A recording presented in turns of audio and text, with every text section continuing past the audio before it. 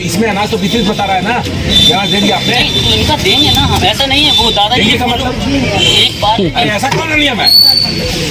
ऐसा कौन सा नियम है कि तुमने अंगूठा कल लगवा लिया और अनाज जो है वो कल परसों नरसों देगा? अरे जैसे ही इसमें अंगूठा लगाया वैसे ही ये मशीन मान लेता है, कंप्यूटर मान लेता है कि अनाज मिल गया। संवेदनशील कलेक्टर ने सेल्समैन से कहा, तुम जैसे लोगों को सीधे जेल भेज देना चाहिए। इन दिनों बेटी की पेटी के जनक जिला कलेक्टर संजय कुमार दोहरी भूमिका में नजर आ रहे हैं। ग्रामीणांचल व शहरी क्षेत्र में राशन वितरण प्रणाली व्यवस्था में व्याप्त भ्रष्टाचार पर पैनी नजर रखकर भ्रष्टाचारियों को हवालात की हवा खिलाने की वैधानिक कार्यवाही कर संवेदनशील प्रशासनिक IAS अधिकारी की भूमिका में नजर आ रहे हैं।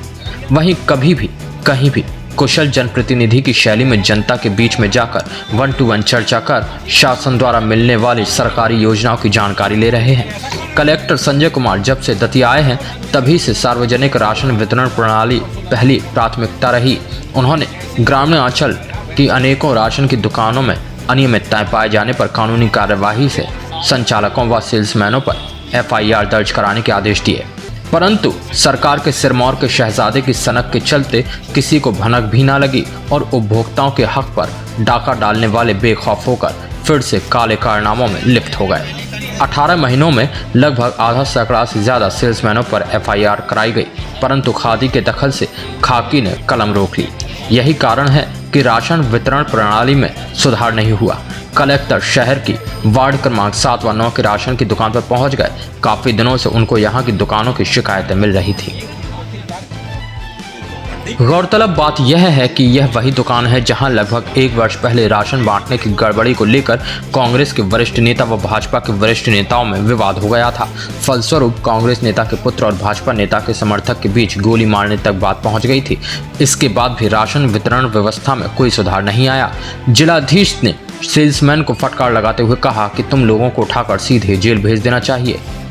साथ ही उन्होंने कहा कि दुकानदार अंगूठा लगवाने के बाद राशन नहीं बांटता था, इसलिए मुझे खुद जाना पड़ा और मैंने अपने सामने राशन बंटवाया। हमने दुकान का रिकॉर्ड अपनी सुपुर्दगी में लिया है और हम राशन बंटवाएंगे। दुकानदार से दुकान वापस लेकर जांच कराने के बाद जेल भेजने की कार्यवाही करेंगे। उचित मूल्य के दुकानों के सारे विक्रेताओं की एक बैठक रखी थी, क्योंकि जिला दतिया में हमारी ये प्रायोरिटी है। उचित मूल्य के दुकानों से जो ये अनाजों का वितरण है गरीब लोगों को, वो हमारी प्राथमिकता है। और उसी सिलसिले में कुछ दुकानों में वितरण का प्रतिशत बहुत ही कम दिखा मुझे समीक्षा के दौरान। उसमें ये भी एक दुकान था, तो तभी हमने तय किया कि इस दुकान पे चल करके चूँकि वितरण कम है और आज 9 तारीख और 10 तारीख पिछले महीने का वितरण 9 और 10 तक हो सकता है, इसलिए हमने ये तय किया कि वहाँ पे हम खुद ही जाएंगे और फिर देखेंगे कि ये वितरण कम क्यों है। तो इस दुकान में हम लोग आए हैं और ये 2 महीने का अभी जो पिछले महीने का है वो आज और कल में बांटेंगे और अगस्त का हम इसके बाद फिर बांटेंगे।